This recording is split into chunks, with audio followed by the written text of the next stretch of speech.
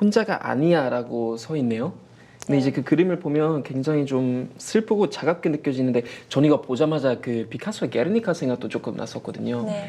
어떤 배경인지 기자님 좀 설명해 주시면 좋을 것 같습니다. 아, 네. 제가 지난번 한겨레 21 1273호를 통해서 오빠 성폭력 생존자들이 겪었던 피해와 고통 그리고 성폭력 예방 교육의 중요성에 대해서 보도해드린 적이 있었는데요. 그렇죠. 아, 이번에는 그 후속 보도예요. 네. 그래서 이 그림은 제가 그날 보도 이후에 다시 만난 친족 성폭력 생존자께서 그리신 그림이에요. 전문적인 미술 교육을 받으신 분도 아니고. 아 그래요? 네네. 근데 이제 그 무의식 상태에서 습작으로 그린 그림이에요. 네. 그래서 저 팔과 다리, 그 다음에 눈으로도 보이고 자세히 보시면 여성의 성기로도 보이는 그런 것들이 되게 인상적인데요. 네. 무의식 중에 그렸기 때문에 본인도 어떤 의미를 담은 그림인지 설명을 하진 않으세요. 다만 과거에 겪었던 그런 뭐 슬픔, 상처 이런 것들이 반영된 그림이라고 말씀하셨습니다. 네. 지난 시간에도 저희 이제 투애니원 시간을 통해서 오빠 네. 미투에 대해서 좀 설명을 많이 해주셨는데 네. 그러면 오빠 미투 후속이라고 말씀하셨는데 그럼 어떤 점에 좀 비중을 두셔가지고 네. 기사를 쓰셨는지. 아, 예. 제가 지난번에 원래 후속 보도를 할 계획으로 기사를 썼던 건 아니에요. 근데 제 네. 기사가 나가고 난 이후에 제 이메일을 통해서 본인도 저를 만나서 오빠 성폭력 혹은 아빠 성폭력 문제를 제보하고 싶다는 그런 생존자분들이 많이 계셨고요. 네. 그분들 중에서 제가 직접 만나서 인터뷰할 수 있는 분들을 만나서 후속 보도를 했고요.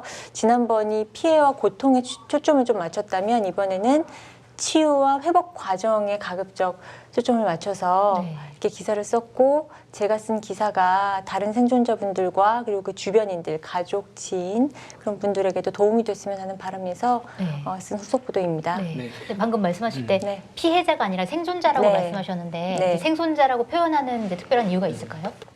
피해자는 너무 수동적인 의미가 담겨 있는 그런 단어여서 네. 어떤 피해를 당한 피해자보다는 적극적으로 그 피해를 극복하고 치유하려는 네. 그런 의지를 담은 그 능동적인 그 단어라고 네. 저도 들어서 알고 있어요. 네. 의미 있는 단어네요. 그렇죠. 네네. 확실히 차이가 네네. 느껴지는 것 같은데 네. 그러면 인터뷰하신 분들 중에 혹시 좀 특별히 기억에 남는 그런 분 계셨나요? 제가 이번에 새롭게 만난 분이 한 5분 정도 됐었는데요. 네네. 한 분 한 분 사실은 인상적이지 않을 수가 없었어요. 그 겪으신 일들이 너무나 참혹했고 제가 맨정신으로 취재를 했다는 걸 스스로도 되게 믿기지 않을 정도로 너무 인상적이고 가슴 아팠지만 네. 그분들 중에서 조이, 그러니까 가명이에요. 조이라는 분을 특별히 소개해드리고 싶어요. 이유는 제가 이분 만났을 때만 유일하게 크게 웃으면서 인터뷰를 했던 것 같아요. 네.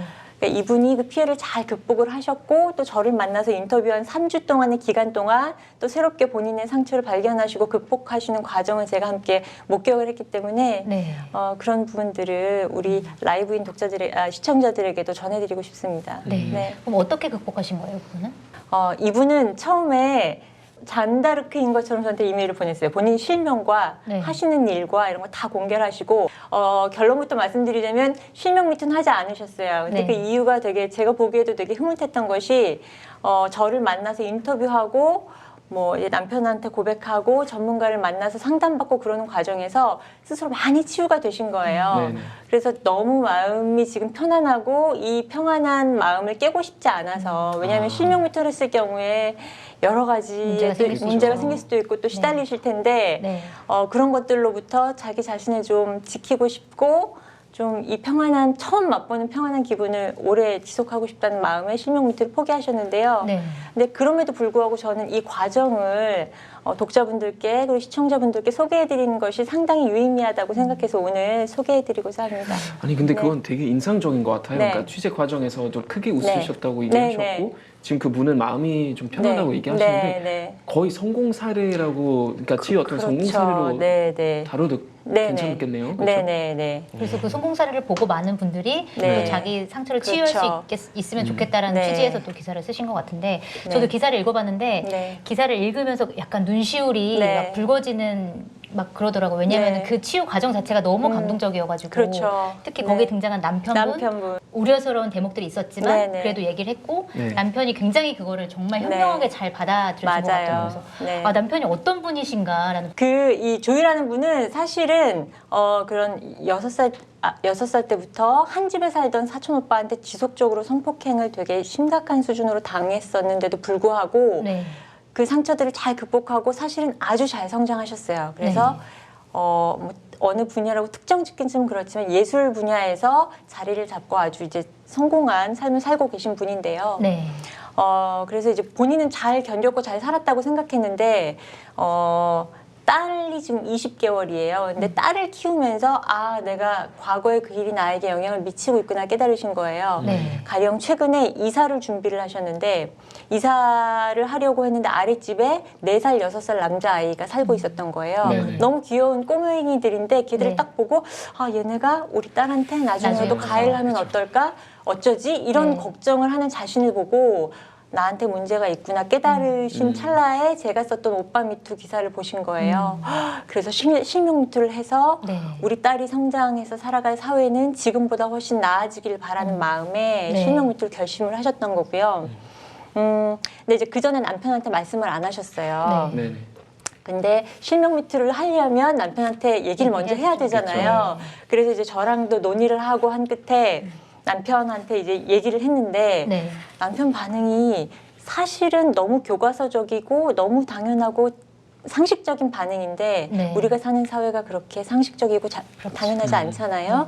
그래서 이 남편분의 반응이 되게 특별하게 느껴졌던 것 같아요. 네네. 근데 이 남편분의 반응을 그 조이님이 웃으시면서 6가지로 요점 정리를 해주셨어요. 네. 근데 이제 이제 첫 번째는 당신이 실명으로 미투를 하는 것이 나의 인생에 부정적인 영향을 미칠 거라고 생각하지 않는다. 네. 첫 번째. 그리고 두 번째는 당신이 사회적으로 건강한 논의를 촉발하고 싶다는 그 속의 목적, 그 목적을 달성하기를 나는 정말 바란다. 지지한다. 그리고 셋째. 그리고 제일 걱정하셨던 게 이 조이님이 남편과 시부모님의 반응이었어요. 네네. 근데 남편은 이건 당신의 미투다. 우리 부모님에게 허락을 구할 문제가 아니다. 잘 준비해서 나중에 부모님에게 말씀드리면 된다. 허락을 구할 필요가 없다. 마찬가지로 내가 일하는 직장에서도 뭐 미투를 하겠다 이런 상의를 할 필요가 없다. 이건 너의 미투다. 네. 그리고 네 번째는 미투는 연대운동이다. 네. 당신이 혼자서 당신의 과거 피해 사례를 실명으로 미투할 경우에 가십으로만 소비될 수가 있다. 네. 네. 그래서 같은 피해를 겪은 생존자분들을 만나서 연대할 수 있는 방법을 함께 고민해보자. 네. 그리고 다섯 번째, 나는 우리 딸이 성폭력을 당하지 않는 것도 중요하지만 그보다는 성폭력을 당하든 말든 자유롭게 살 수 있는 그런 환경을 원한다. 근데 만약에 당신이 딸을 과잉 보호할 경우에는 그 기억 때문에 자유롭게 자유롭게 살 수가 없을 테니까 네. 혹시 모르니 전문가를 함께 만나보자. 네. 그리고 여섯째는 당신이 미투를 준비하는데 내가 도움이 될 수 있다면 나도 기자를 함께 만나겠다 하시고 실제로 저를 만나셨어요. 네네. 저를 너무 만나자요. 훌륭한 분이시네요. 와, 그거 진짜 쉽지 않을 것 같은데. 그러니까 네. 저는 얼마 전에 그 위안부 관련된 다큐멘터리 네네. 봤는데 90년대 이제 김복동이라는 다큐멘터리. 근데 이제 다른 방송 때문에 미리 한번 보게 됐었는데 90년대까지만 해도 이제 그 위안부들이 이제 사회적으로 본인들의 어떤 겪었던 그런 아픔들 얘기했을 때는 사실 사회에서 그거 받아들이는 자세 아니었다고 얘기하더라고요. 특히 네, 이제 맞아요. 남성분들 네. 뭐 특별한 어떤 사회층 얘기하진 않겠지만 어쨌거나 쉽진 않았는데 이런 분들이 계신다는 거는 정말 너무나 대단하고 진짜 훌륭하고 네. 이건 진짜 성숙한 마인드라고 생각하고요. 네. 너무나 훌륭합니다. 네. 진짜요. 그래서 저는 이게 기사가 나와가지고 네. 저도 너무 좋은 게 그러니까 네. 사실은 성폭력 생존자들도 네. 물론 이야기를 들을 필요가 있겠지만 그 분들의 이야기를 듣는 가족들이 어떠한 맞아요. 반응을 해야 될지 어떠한 자세를 취해야 될지에 대해서 네. 굉장히 정말 교본처럼 잘 나와 맞습니다. 있어가지고 네. 그 부분이 많은 피해자분들이 그래서 이것 때문에 오히려 더 용기를 낼 수 있지 않을까라는 생각을 좀 하게 됐거든요. 저는 피해자 생존자분들의 가족, 특히 배우자분들이 네네. 이 기사를 꼭 보셨으면 좋겠어요. 네, 그러니까요. 맞아요. 근데 이제 조이님께서 되게 우려하셨던 게 있어요. 혹시라도 다른 분들이 조이 부부는 특별하기 때문에 나랑은 달라, 우리 부부와는 달라. 그래서 저 사이가 사람들은 엄청 좋은 부분인 거예요. 특별한 사이가 좋고 저 사람들은 좀 특별한 사람이라고 생각할까 봐 걱정하셨어요. 그러면서 하셨던 말씀이 우리 부부도 똑같다. 맨날 육아 문제로 싸우고 사소한 걸로 다투고 하루에도 몇 번씩 다퉜다. 네네. 평범한 부부인데 다만 남편이 내가 겪은 피해 사실을 있는 그대로 사실 그대로 상식적으로 이성적으로 받아들여줬을 뿐이고 누구나 할 수 있는 일이라고 생각한다고 네. 또 말씀해 주셨어요. 네. 그러면 그 조이님은 이제 상담을 받았잖아요. 네. 그 상담이 이제 큰 도움이 됐다고 얘기하셨는데 네. 어떤 형태의 상담이었어요? 그러니까 그냥 대화였어요? 아니면 또 이제 뭐 지금 여기 표지처럼 그 그림을 그리는 그런 상담이었어요? 아, 그런 상담은 아니었고요. 네네. 제가 진안호에서 장형윤 경기 남부 해바라기 센터 부소장님을 인터뷰로 소개한 적이 있었어요. 근데 네. 조이님께서 그분을 한번 만나보고 싶어 하셨어요. 그런데 이제 정식으로 이제 그 진료를 받은 것은 아니고 네. 그러니까 대화를 하는 과정에서 하지만 전문가시기 때문에 상담과 같은 대화가 진행이 됐던 거죠. 그래서 이제 2시간 동안 대화를 했는데 그 과정이 저도 너무 인상적이었고 그 조이님도 상담을 통해서 큰 치유를 경험을 하셨어요. 아무래도 네. 전문가. 네네. 그래서 이제 기사를 통해서 일부 제가 소개를 해드렸는데 이 자리에서 이제 다는 말씀을 못 드리지만 그 중에 가장 인상적이었던 부분을 소개해드린다면 아까 말씀드린 것처럼 조이님이 제일 걱정하셨던 것이 자기의 과거 경험이 아이에게 혹시라도 부정적인 영향을 미치지 않을까. 네. 내가 성폭력 문제에 있어서 너무 예민한 거 아닐까. 너무 과잉보호하지 않나. 과잉보호하고 너무 민감하고 그래서 어떤 뭐 심리적인 치료 뭐 이런 것들이 좀 필요하지 않을까를 걱정하셔서 이 전문가를 만났던 건데 네. 이 전문가가 하셨던 말씀이 저도 되게 인상적이었어요. 정식 진료를 한 것은 아니지만 네. 전문가가 보기에 병리적으로 문제가 있어 보이지 않는다. 왜냐하면 이 세상에 있는 모든 부모는 자기가 가진 모든 경험과 자산을 다 동원하여 자기 아이를 잘 키우려고 한다. 네. 그래서 가령 부도라던가 파산의 경험이 있는 부모들은 아이에게 경제 교육을 예민하게 시키고 네.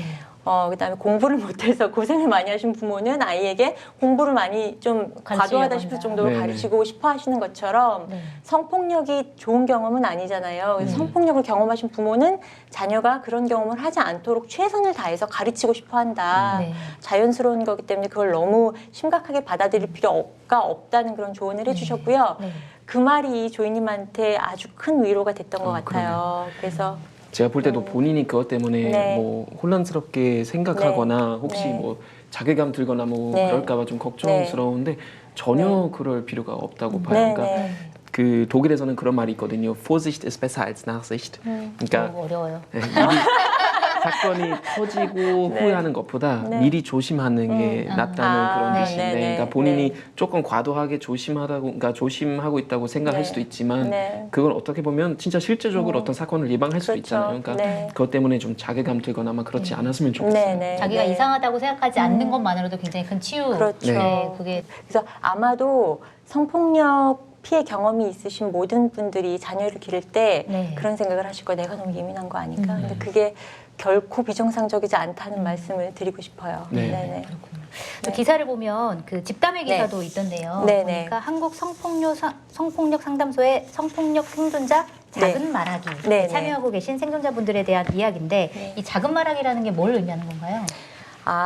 성폭력 상담소에서 2003년부터 큰 말하기라는 것을 했어요. 그러니까 네. 그건 뭐냐면 이건 꼭 친족 성폭력뿐만 아니라 모든 성폭력 피해자들 가운데 자기의 피해를 적극적으로 말함으로 해서 이제 치유하시려는 분들이 있어요. 네. 그분들이 뭐 지인이나 가족분들이나 이런 분들을 모셔놓고 그 공연을 하듯이 무대에 올라서 그런 피해 경험을 말씀하시는 그런 대회였어요. 그건 네. 이제 1년에 한 번씩 매년 개최되는 그런 행사였는데 그것을 조금 작게 매달 한 번씩 조금 더 안정적이고 조금 더 이제 그 피해자 생존자들만 모여 있는 안전한 공간에서 말하기의 첫 단계인 거죠. 서로의 그런 고통을 나누고 아픔을 나누는 그런 모임들을 만들기 시작했어요. 2007년부터인데요. 네. 그래서 그 말하기에 참여하신 분들을 제가 만났고요. 그 말하기에는 그 성폭력 생존자분들만 참여하실 수 있어요. 네. 네, 그리고 당연히 그 안에서 공유됐던 얘기들은 대외비고요. 네. 언론 취재도 되지 않고 그래서 그런 모임이 있다는 건 알고 있었지만 취재가 된 적은 없었는데 네. 제 기사를 보시고 모임에 참여하신 분들 중에 4분이 저한테 연락을 주셨어요. 그분들 중에서 3분은 함께 저를 찾아오셨고 한 분은 따로 저랑 인터뷰를 했고요. 네. 그래서 만난 내용들을 제가 기사에 담았습니다. 그럼 네. 그분들은 어떤 말씀을 하시던가요? 그분들이 너무 가슴 아픈 피해 상황도 말씀해 주셨고 똑같을 것 같지만 또 결이 다른 스펙트럼이 다양한 피해 양상 그리고 네네. 그 고통에 대한 반응들 이런 거 다 말씀해 주셨지만 네. 핵심 키워드를 정리하자면 말해야 산다였던 것 같아요.